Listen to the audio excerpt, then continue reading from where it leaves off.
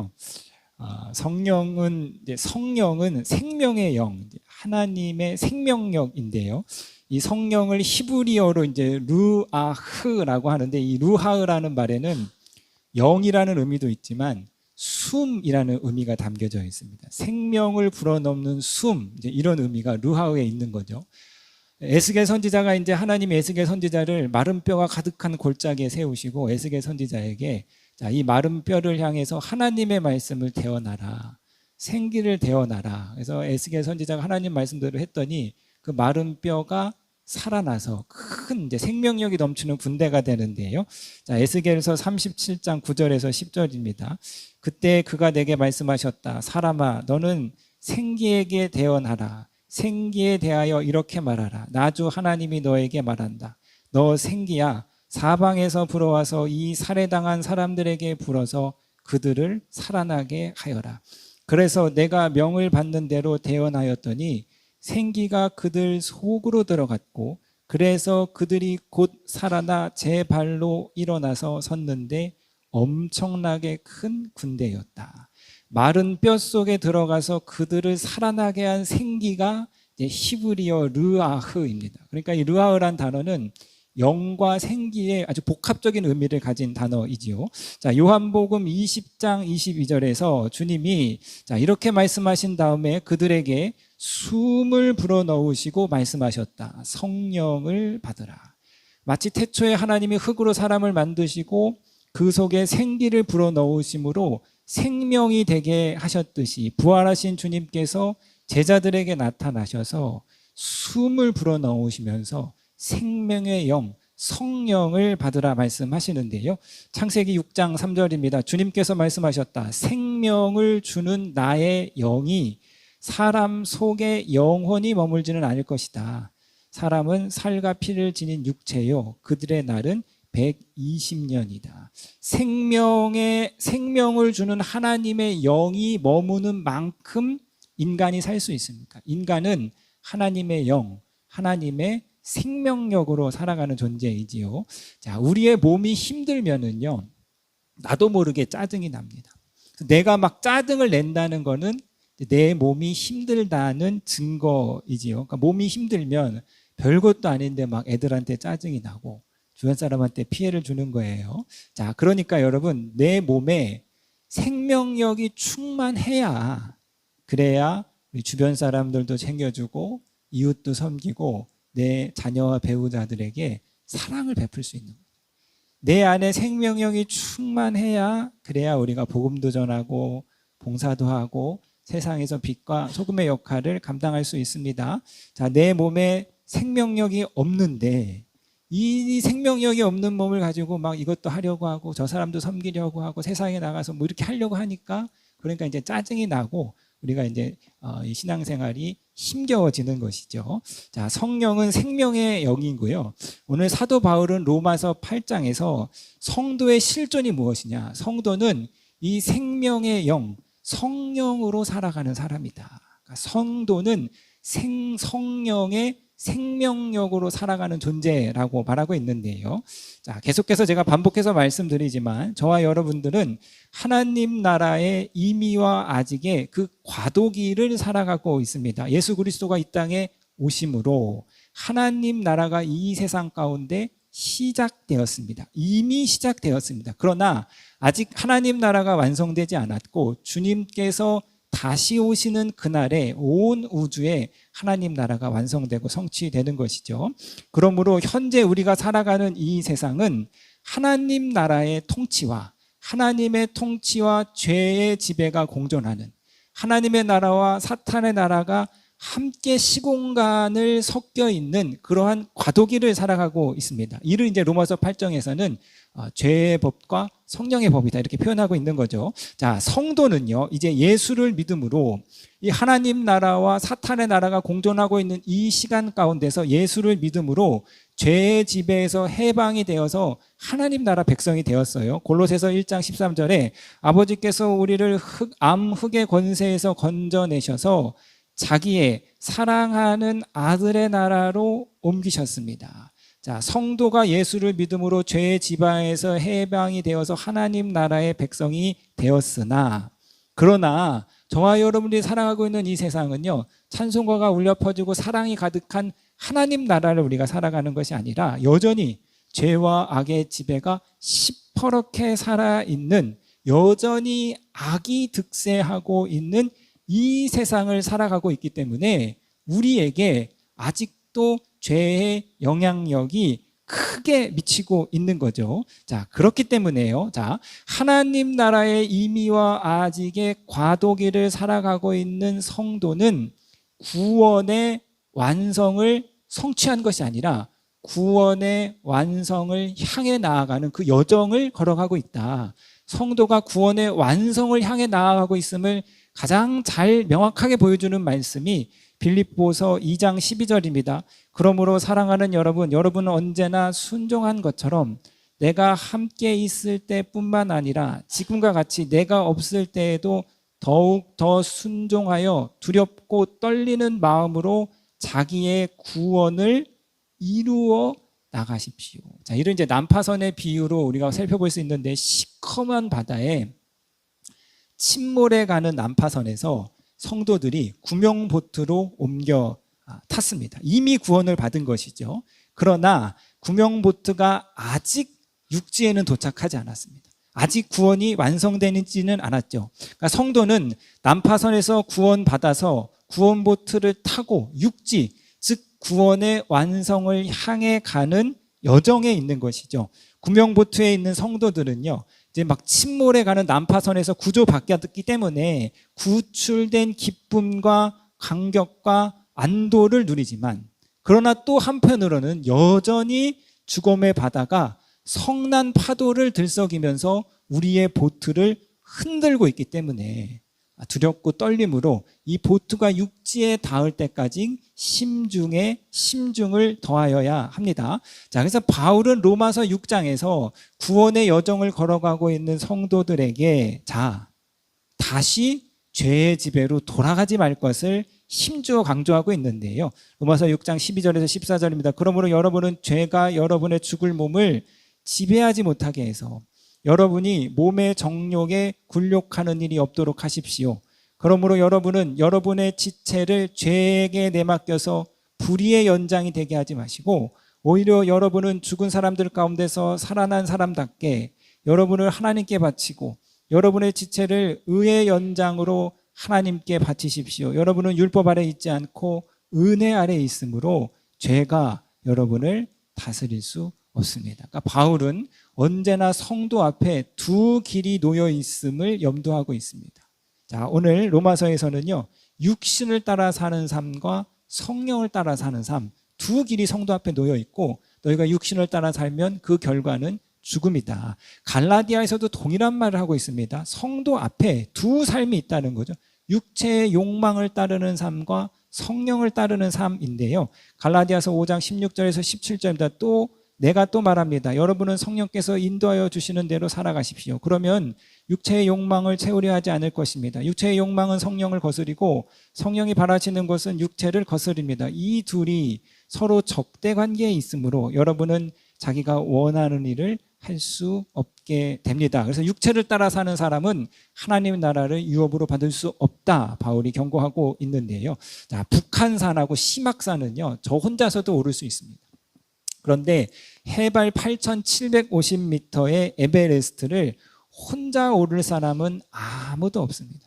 높은 산을 오르기 위해서는 중간에 베이스 캠프가 있고 또 현지인들의 헬퍼들이 도와줘야 되고, 혼자 가는 게 아니라 역할을 분담해서 팀으로 등반하는 거죠. 아무리 어몽길 대장이라 할지라도 그 높은 산을 혼자서 완주할 수는 없습니다. 길고 긴 구원의 여정을 혼자서 완주할 사람은 없습니다. 이 길고 긴 여정 가운데서 우리는 다 양과 같이 어리석기 때문에 넘어지고 쓰러지고, 또 여전히 악이 시퍼렇게 살아있는 악을 보고 우리가 실족하기 마련이죠. 그렇기 때문에 우리의 믿음을 붙잡아주고 권면해주고 함께 걸어갈 믿음의 공동체, 교회가 필요한 것이고, 그렇기 때문에 무엇보다 오늘 바울이 말하듯이 성도의 구원의 여정에서 성령의 도우심이 절대적으로 필요한데요. 자, 로마서 8장이 이것을 말하고 있습니다. 우리는 성령의 도우심으로 이 구원의 여정을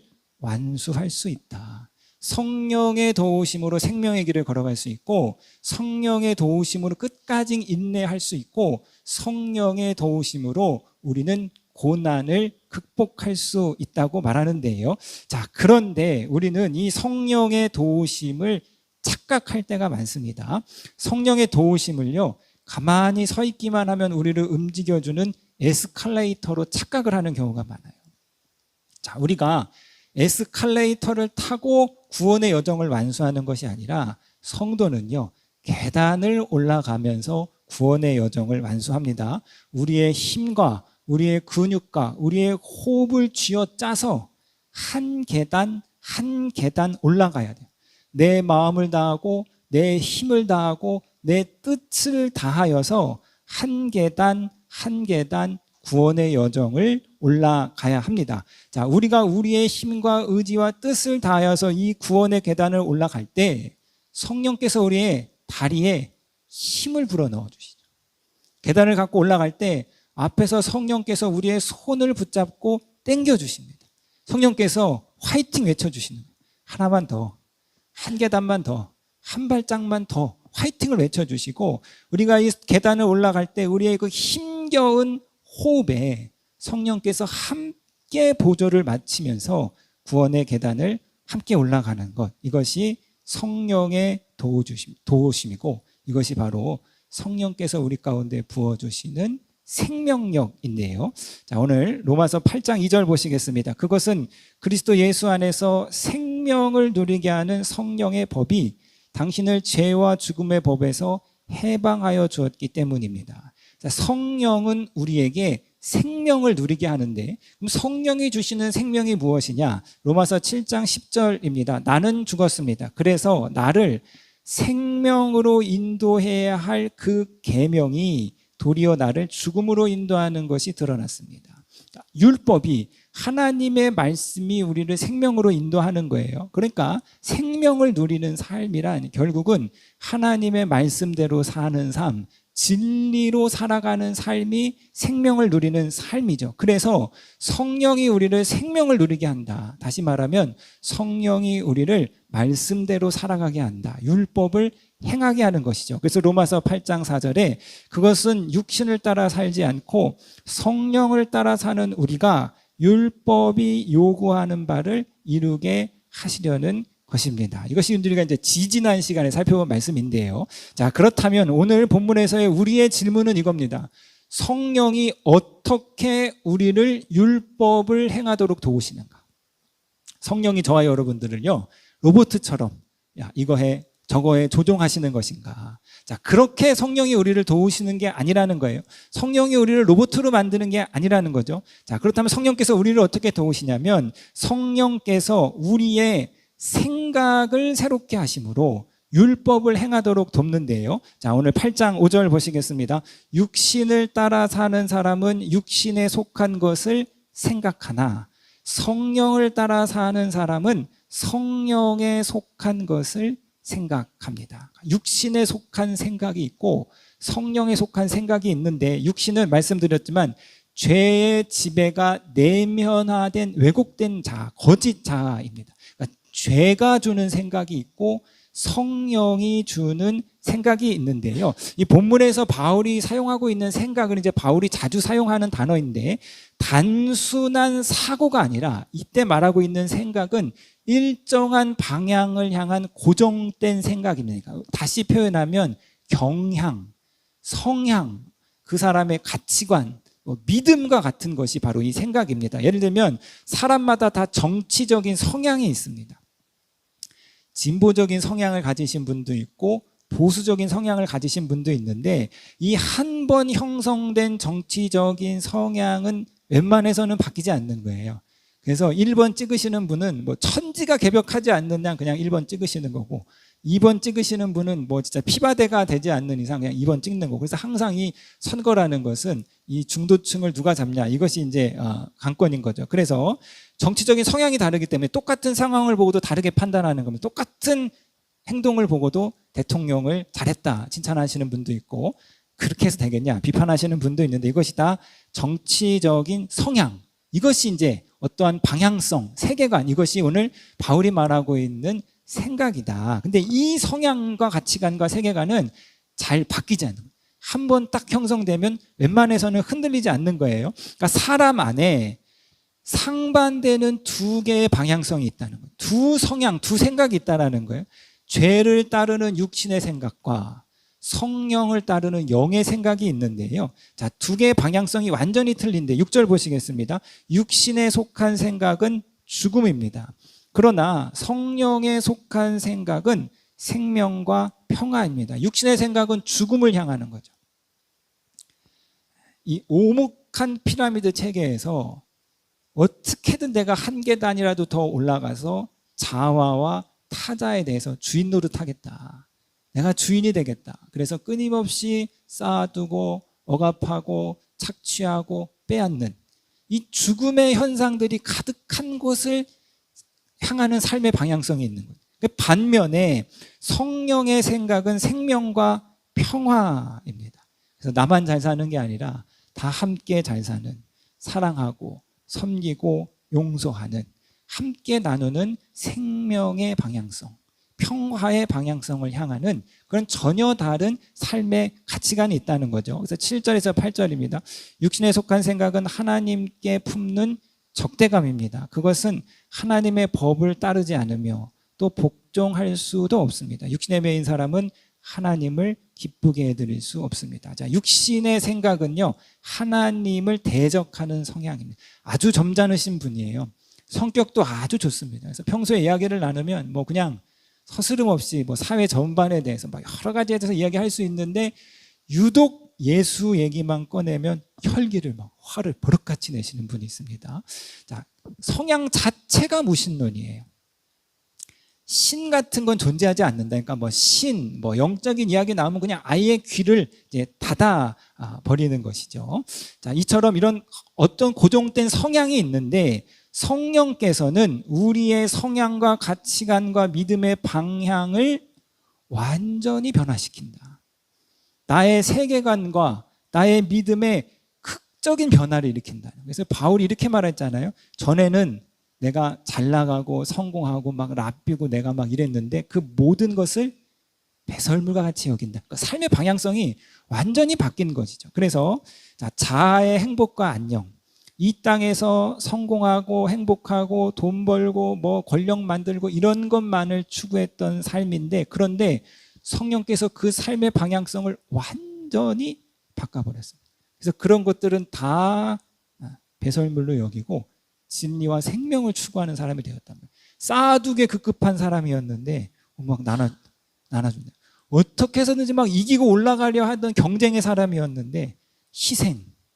평생 한 번도 희생이라는 단어를 생각해 보지 않고 왜 희생해? 내가 뭔데 왜 희생해? 이랬던 사람이 희생을 이야기하는 사람으로 완전히 삶의 변화가 일어나는 것이죠. 자, 가치관의 변화, 세계관의 변화, 믿음의 변화인데요. 자, 이러한 변화는요, 점진적으로 일어난다기보다는 이런 극적인 자기의 가치관의 변화, 세계관의 변화는 특별한 경험을 함으로써 특별한 순간에 순식간에 일어난다. 그러니까 바울이 삶이 완전히 바뀌었잖아요. 근데 그 계기가 있는 거죠. 다메섹 도상에서 주를 만남으로 그의 세계관이 완전히 뒤바뀌었단 말이에요.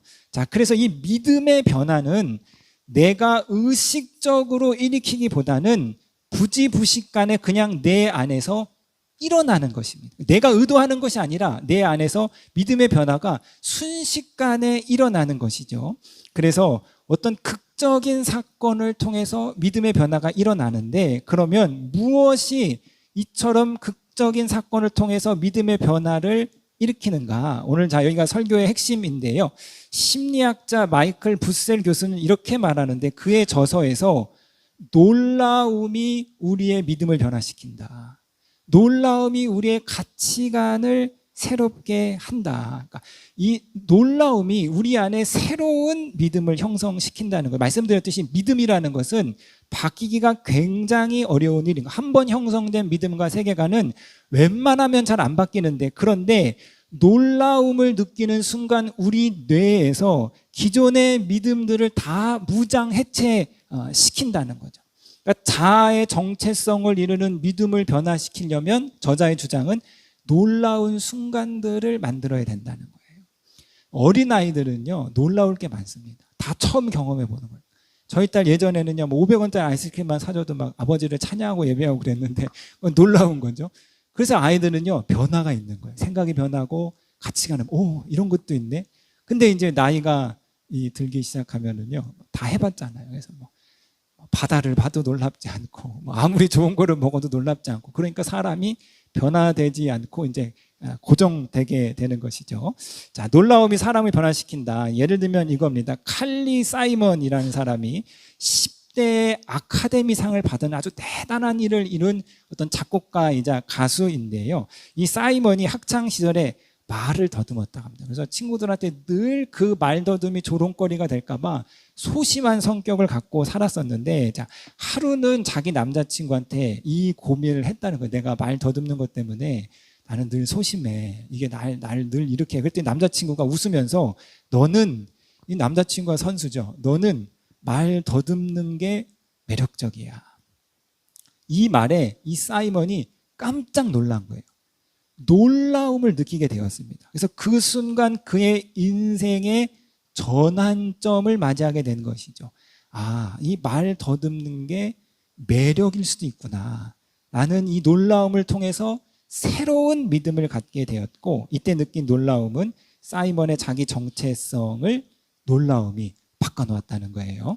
자, 놀라움이 이처럼 우리의 믿음을 바꾸는데요. 제가 몇 번 말씀드렸잖아요. 김동호 목사님께서 이제 동안교회 담임 목사로 목회를 하시다가, 자, 그곳에서 이제 여러 가지로 이제 교회 개혁을 하려고 노력을 하셨으나, 그러나 좀 어려움이 있었던 것 같습니다. 아무래도 본인이 개척한 교회가 아니라 후임으로 간 교회에서 이제 자기 색깔을 내는 이제 목회를 하기에 조금 이제 한계를 느끼셨던 것 같아요. 그래서 동안교회에서 사임하시고 높은 뜻 숭의교회를 개척하셨습니다. 근데 이분이 이제 뭐 워낙에 교계 안에서 인지도가 높고 이분의 또 말씀을 사모하는 성도님들이 많아가지고 교회를 개척하자마자 단시간에 뭐 한 3,000명 정도가 이제 그 교회에 이렇게 이제 몰리게 된 것이죠. 근데 목사님께서 이 높은 뜻 숭의교회를 개척하신 그 핵심 모토는 이겁니다.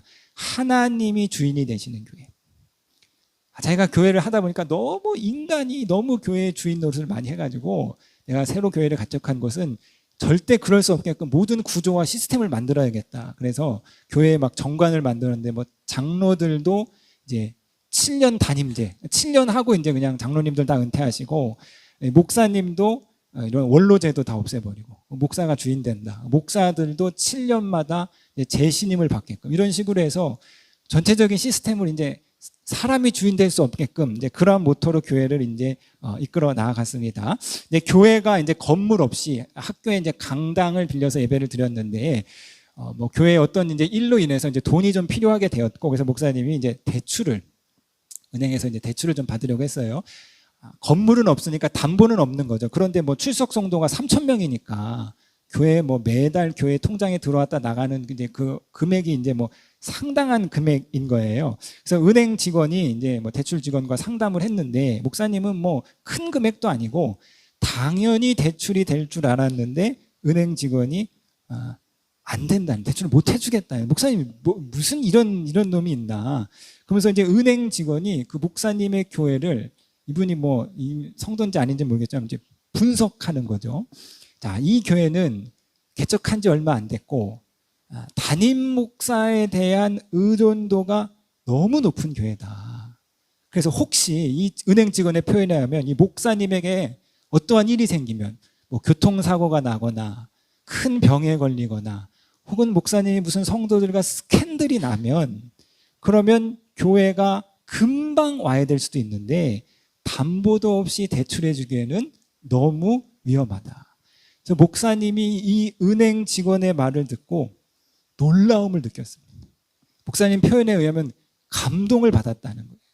그래서 이때 목사님의 목회에 큰 패러다임의 변화가 일어났습니다. 야, 사람이 주인되지 않는 교회를 내가 개척하겠다고 지금 이 교회를 세웠는데 정작 이 교회의 주인이 담임 목사인 나였구나라는 걸 이제 깨닫게 된 것이죠.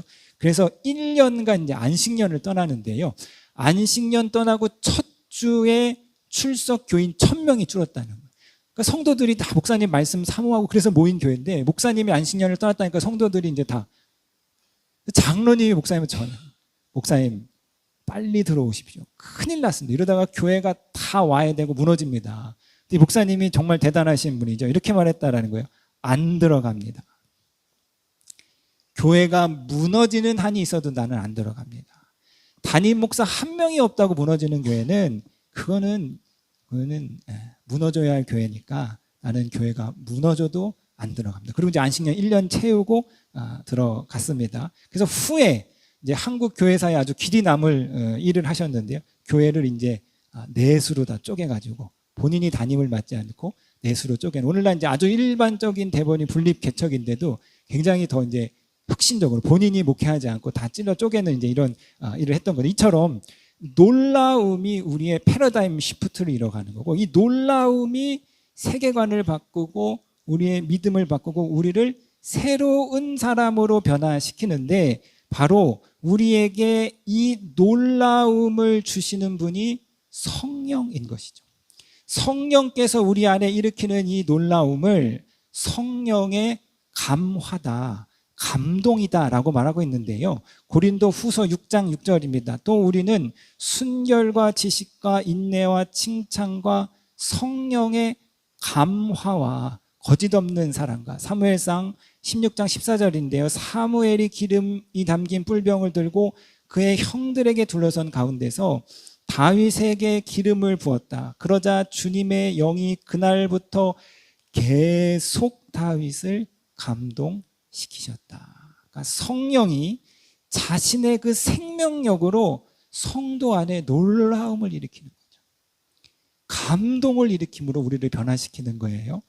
성령의 감화와 감동이 우리를 움직이게 만듭니다. 네. 어제 저녁에 식사를 했습니다. 성령의 감화와 감동하심 이제 저희 아내에게 와가지고 저희 아내가 벌떡 일어나더니 계산을 하더라고요.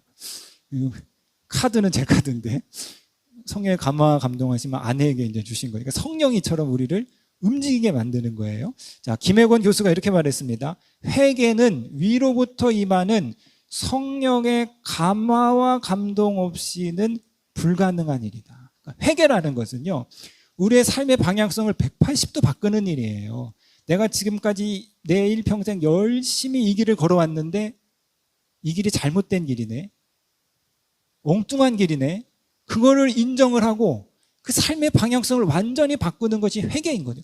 믿음과 가치관이 180도 바뀌는 것이 회개인데 이 인생의 방향을 바꾸는 것은 성령의 놀라움 없이, 성령의 감화와 감동 없이는 이 일이 일어나지 않는다. 성령이 우리를 감화시키고 감동시켜서 하나님의 말씀을 행하도록 하는.